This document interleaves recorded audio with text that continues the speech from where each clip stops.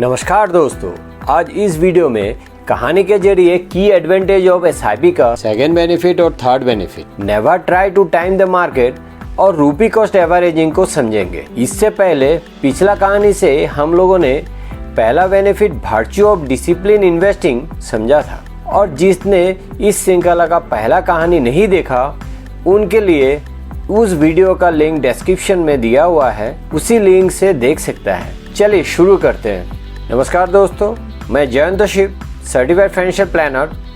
आप देख रहे हैं शिव फिनसर्व। गीता और राम कॉलेज के दोस्त थे।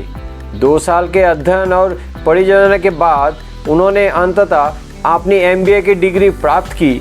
ये उनके लिए गर्व के क्षण था। अपनी डिग्रियों के साथ साथ उन्हें एक प्रतिष्ठित कंपनी में समान जॉब प्लेसमेंट भी प्राप्त हुए।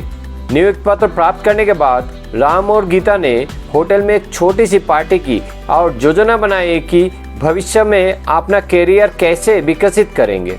राम ने अवसर का लाभ उठाया और प्रस्ताव को स्वीकार कर लिया। उन्होंने तुरंत ट्रेनिंग शुरू कर दी। उन्हें नए नौकरी पसंद आए और वे दिन ब दिन उसमें बेहतर होते गए। दूसरी ओर गीता का मानना था कि वे अपने दम पर कहीं बेहतर नौकरी पा सकती है। उसने प्रस्ताव को अस्वीकार कर दिया और एक बड़ी कंपनी में अधिक वेतन वाली नौकरी की तलाश जारी रखी। ज्वाइन करने के बाद राम ईमानदारी से अपना काम कर रहे थे।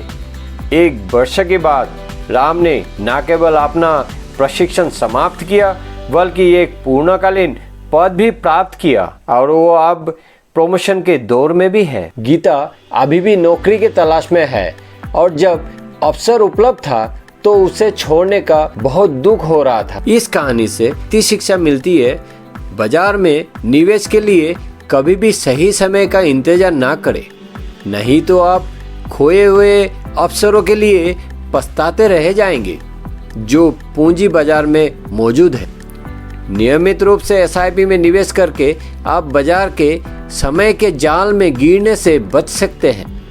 इस श्रृंखला का तीसरी कहानी से हम लोग रूपी कॉस्ट एवरेजिंग को समझेंगे। चलिए देखते हैं। एक बार रानी नाम की एक कन्या थी।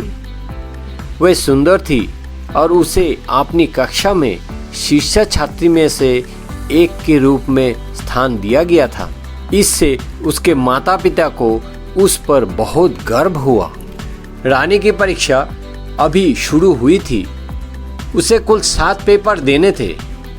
जैसे कि उम्मीद थी, उसने अपने पिछले 6 परीक्षा में बहुत ही अच्छा प्रदर्शन किया था, लेकिन अप्रत्याशित रूप से केवल आखिरी पेपर बचा था जो कि ड्राइंग था।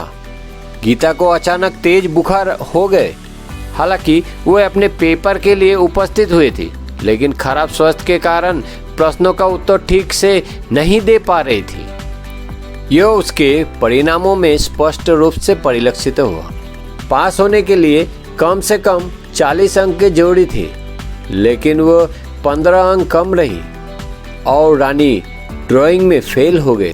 हालांकि वर्ष में पिछले 3 परीक्षा में ड्राइंग में रानी का स्कोर 82, 76 और 92 था, इसलिए उसका औसत अंक निकला 68.75 और बल्कि उनके स्कूल में अगली कक्षा में प्रमोट करने के लिए औसत अंक पर विचार किया। रानी को ड्राइंग में खराब स्कोर का बावजूद प्रमोट किया गया। इस कहानी की शिक्षा है, जिस तरह रानी औसत के अवधारणा से लाभान्वित हुए, एक निवेशक का रूप में बाजार में अप्रत्याशित गिरावट के खिलाफ खुद को हेजिंग करके इस अवधारणा से लाभ उठा सकता है। इस प्रकार अच्छे समय और बुरे समय के माध्यम से निवेश करके एसआईपी आपका निवेश के खरीद के लागत को औसत करने में मदद करता है। इसका मतलब है कि जब कीमत अधिक होती है तो आपका एसआईपी कम यूनिट खरीदता है, और जब कीमत कम होता है तो आपका एसआईपी अधिक यूनिट खरीदता है। दोस्तों, आज का वीडियो अगर आप लोगों को अच्छा लगा तो लाइक, शेयर और कमेंट जरूर कीजिए, और जिसने भी अभी तक सब्सक्राइब नहीं किया वो काइंडली सब्सक्राइब कर लीजिए और बेल आइकन को प्रेस जरूर कर दीजिएगा, ताकि नया जो भी वीडियो बने तो उसका नोटिफिकेशन आपको मिल जाए। तो दोस्तों मिलते हैं अगले वीडियो में, तब तक के लिए बाय बाय।